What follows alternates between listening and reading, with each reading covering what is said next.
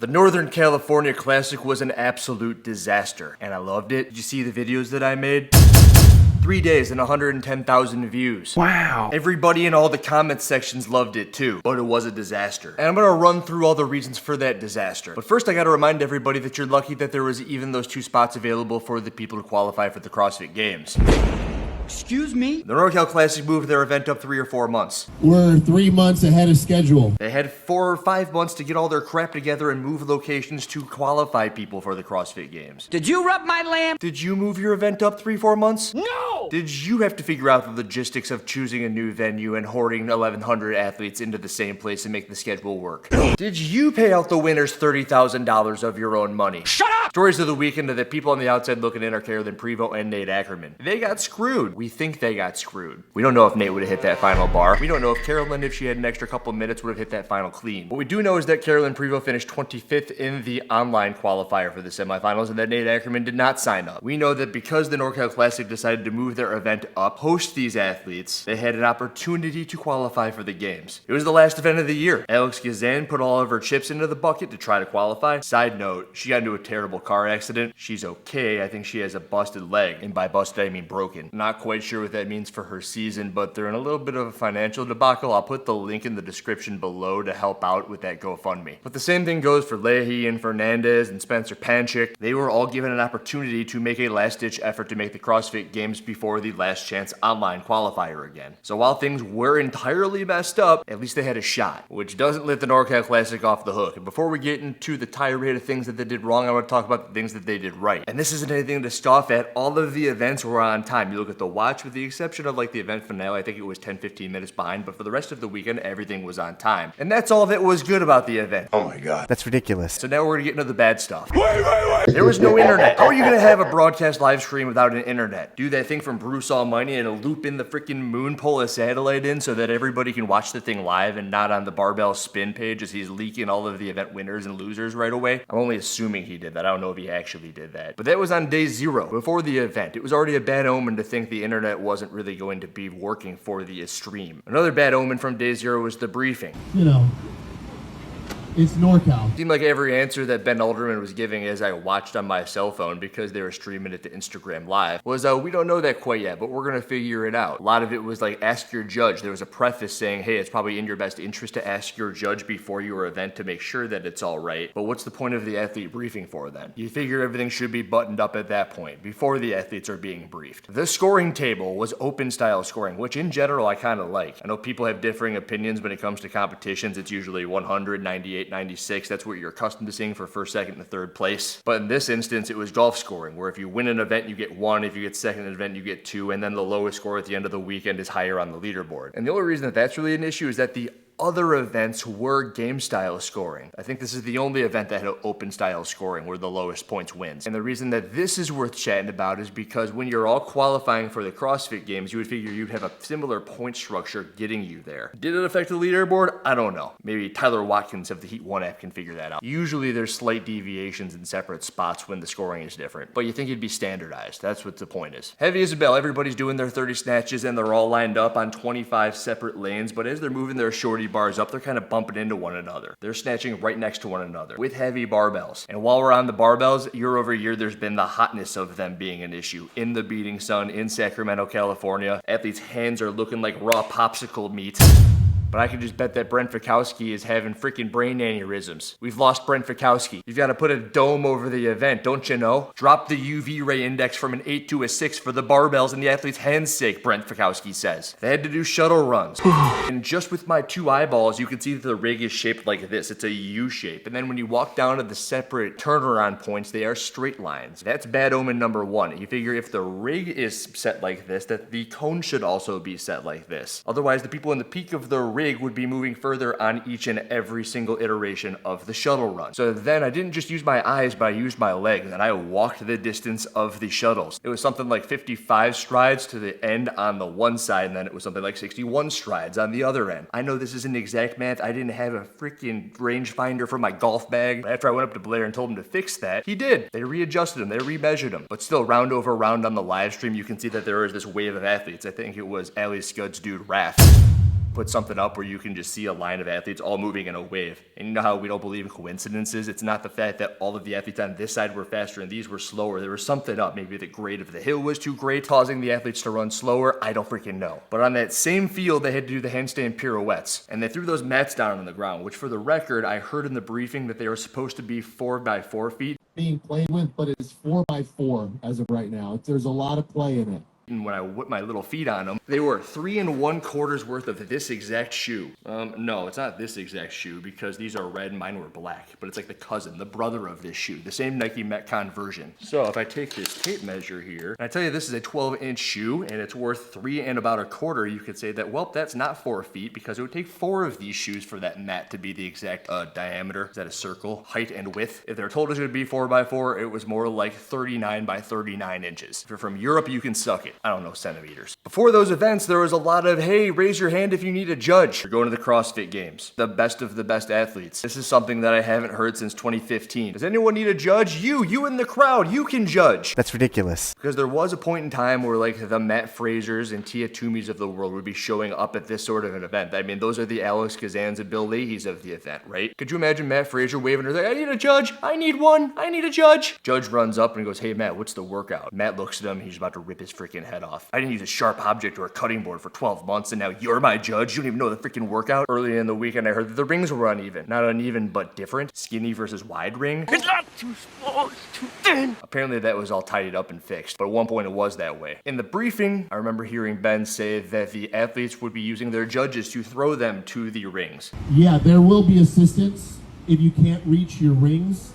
It will either be your judge or a block. Well, they didn't have risers, and all I can think is, Touch me. like, if you throw the athlete to the ring, one judge might be better suited for throwing than another judge. And if that judge does throw the athlete up to the rings, how are they supposed to see the first rep? I cannot jump the distance, you have to touch me. Get into position after throwing athlete. How are you going to throw the athlete with your clipboard in hand? Do you have a clipboard in hand? Do you throw the athlete with your clipboard in hand? The Gator push. If we want to bring it back to open scoring, this caused a whole lot of madness because, of course, there was one that was quicker than the other. If hindsight were 2020, which it is, you would have all the men push one, all the women push another. But they broke it in half because that wasn't the case. So they had 2 separate leaderboards, one with more men on it than the other. So in theory, if you chose the other Gator, you had the potential to finish last and not do as poorly as the other event, which was the same event, but different. At least now it's different. And with open scoring, I still don't understand, like, if you both get 1 point and second place gets 2 points, isn't it kind of in theory like a quarter less as impactful, or maybe twice as impactful to finish lower on the leaderboard?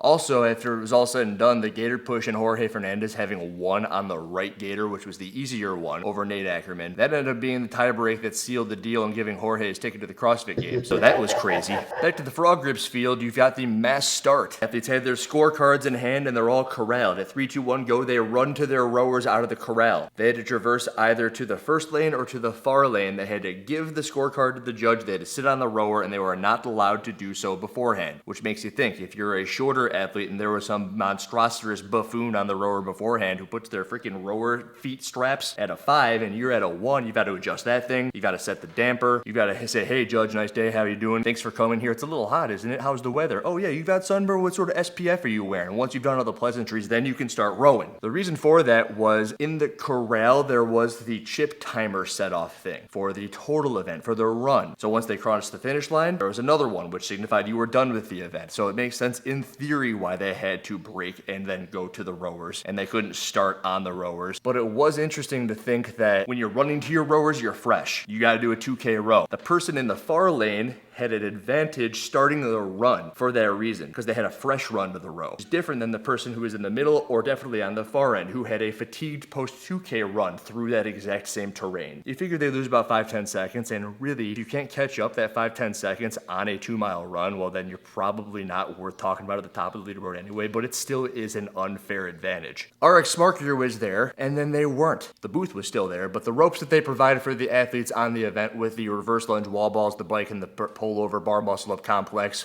The double enders were eliminated because the ropes were popping. Those cables have a heavy whip on the end, and the judges, because of the tight floor, have to stand very close. It hurts bad enough getting whipped with a regular rope. Having a judge get whipped with a heavy cable in the face just for a safety issue does not work. Reminds me of the scene from the campaign. I remember that jaggedy jungle gym. The Kronos ropes were exploding at the hinges. That happened? It did not. I called it before that happened. But when I saw that happening, it lasted about 2 more heats, and I was like, this is going to go real south, so we just eliminated it for the majority of the heats and all the rest of it moving forward. It was really hot. They were sitting on the black floor. They were turning over more times than they probably ever turned over in their lives, and the freaking giant cables on those ropes were just flying everywhere. Oh no. If they didn't do so, they probably would have run out of ropes at some point or another. But the early pull was because when the rope would break, it would just like throw off to the side. Someone's gonna get like some giant cut along their face. You thought you were short on judges before, well now they're all injury bound. Putting them on the DL. Did I mention the fact that on the pirouettes, there were athletes who were able to get their hands on and off versus they had to start with their hands off first, pirouette on versus walk off again, and there was a bunch of athletes who were getting different standards than the others. And again, that's one of those things where when in the athlete briefing, you're asking what's the standard, and then when you get out there, the judge might have a completely different standard for you. Handstand. It didn't matter how fast you went on the other stuff. Right. Something you think would be buttoned up beforehand. It's also something when you have 10,000 different divisions going on with the same judges, maybe they've got different standards and the judges are getting heat exhaustion and they're a little bit confused. Now we're on to the final event. The final event. Yes, let's take the shirt off for the final event. Carolyn Prevost got boned. Huh? Why would they make the time cap so freaking short? It's the final in-person qualifier of the year. It's about as exciting as it gets. There was like 3 or 4 women in contention for that final spot of the CrossFit Games after Alex again basically had hers all buttoned up, and it goes out with a dud. You're gonna light off the world's greatest firework and you're just sitting there and you're like, oh my God, it's about to go. And then it just doesn't work. Like, we paid $300 for this giant mortar to go off in the sky and you're just sitting there staring at it like, let's go, come on. And it's not just that, you go up to the firework afterwards and then you go to look in there and it just blows your freaking hands off. Your head is gone. You're like Alex Gazan after she tried to drive home from the event. Oh my God. Go to the GoFund Me, by the way. Remember, that's in the description below. Yeah, that really wasn't funny. Anyway, I'm not saying that Carolyn would have beat Hattie Canio, who had beaten her out because of a box jump tiebreaker. Hattie had finished her final box jump before Carolyn had, so she beat her on the event, sending her to the CrossFit Games. Hattie did miss her first clean. Carolyn only had like 10 seconds or so to attempt her clean. They both missed. For all we know, Hattie hits her second attempt, and all of this is worth not talking about. But it would have been nice to have seen them both finish, is what I'm telling you. An extra minute or so would have done that on the time cap. This is a testing issue. Again, one of those things that you think would have been done beforehand. Again, something maybe they could have done with the NorCal Classic had more time to prepare for said event, which we covered in the beginning. Another thing that really doesn't make any sense to me is that fact that they had to lighten the barbells because the amount of weight they wanted to put on the bar wouldn't fit on the bar. It's not too small, it's too thin. Are you telling me that the barbells weren't tested at all? Maybe it was the clips. Maybe they got clips to the last second. The clips wouldn't lock. And in order for the clips to lock, they had to make the bars lighter. And it ended up really being a perfect storm of madness that just concluded the event with the mortar actually going off in the floor. You left a crater in the NorCal Classic because this event just wasn't tested to the umpteenth degree. They changed the weights one time, and then there was like an odd different change as well because they wanted to put a certain color schematic on a whiteboard. That is a good question. Will you be changing your own weights? Honestly, don't know. That you could tell even the event director, Blair Morrison, wasn't aware of as he changed Ilya Moskalenko's weight, and thank God that dude is strong as all hell and just lifted it without anything going wrong. But then you got Taylor Self standing there with this camera, and he sees, like everybody, because he just watched the event win, it's like, oh, there's a white plate on the end. You probably also saw Ilya almost paralyze himself, missing that box jump over. I don't know if that's his fault or if it's the type of boxes that were being used. Probably just bruised his tailbone really bad. But Ilya doesn't speak English. There was similar issues last year with Ilya having the wrong weights and not understanding the stuff, so Blair thought that he was helping the dude out, and so did Taylor when he was telling Nate the weights. And everyone's like, oh, Taylor shouldn't be talking to the athlete, and oh, Nate should know the workout ahead of time. But it's like, the workout changed 3 times. Taylor saw the event director throw a weight on, and then the entire floor was littered with plates. Didn't you see Jason Hopper preparing for the CrossFit Games? I was like, why are there weights that aren't even being used everywhere, dude? May I have your attention, please? May I have your attention, please? Like, you gotta be ready for anything at this point. Not to mention that right before the female heat, there was a differing standard on the legless rope climb, which was like, hey, you can clamp before you touch versus touch, and then you can clamp your legs, which makes it a very different workout for the chicks. And I actually think I saw Hattie Canio get away with clamping and then coming down. Legless rope climb is awesome.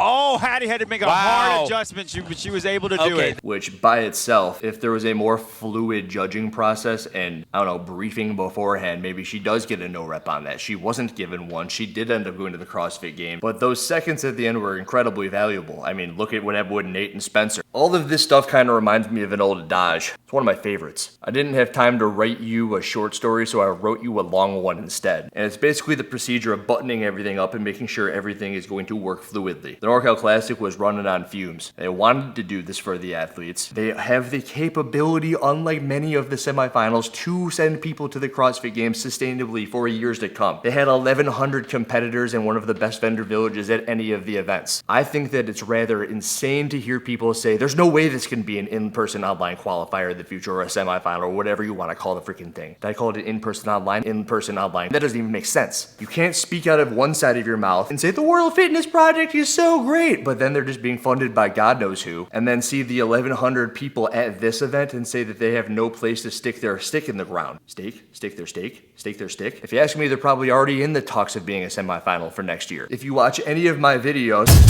I tried to do a really good job of implementing the responses from the event organizers, Ben and Blair, over the course of the weekend with what the athletes were having questions about. Why is it this? Well, it's that. And perhaps maybe you already know a lot of the answers to all of this stuff, which is something that I've been harping on for years. All I want to know is why. Why did you get rid of the ropes? Well, they were exploding. Why was there the mass start with the rowers? Well, it was a chip timer thing. Hey, the cones are all messed up. They tried to fix them. I guess I still don't know why they couldn't load the barbells. Oh, well. You know, it's NorCal. And at the end of the day, just like I started the video with, the athletes who were there had an opportunity to make the CrossFit Games. One that wouldn't have been the case if it weren't for the NorCal Classic and their event moving ahead of time. We're 3 months ahead of schedule. Kind of like going to a birthday party and then getting mad that the cake is chocolate, not vanilla. Or maybe a vegan cake. Vegan cupcakes. It's like, we wanted a cake and you got cupcakes. One more note. Watch Tipping It Real's 25-minute video on the same topic. The wrong two people are going to the CrossFit Games, because we don't know who should be going to the CrossFit Games. You can't for months on end go on telling everybody that James Sprague is the fittest person on earth while they remove 2 events from the CrossFit Games. James Sprague is the fittest on earth this year. And then also say that the wrong people qualified out of the Northern California Classic. Do I agree that the 2 spot might be different, that Carolyn might be there instead of Heidi Canio, and that Nate Ackerman may have been there instead of Spencer Panchik? Yeah, that's probable. Possible, potentially, plausible. But the people who are sitting in second place in this event are very much the qualifiers for the CrossFit Games to the same extent that James Sprague is the fittest on earth. So in one sense, I agree with Hiller. Maybe you can't call James Sprague the fittest on earth. That is his title, because we've determined ahead of time that whoever does the test, You know, it's NorCal. no matter what the extenuating circumstances are, is the fittest on earth. And that's all I have to say about that. And Hiller, out.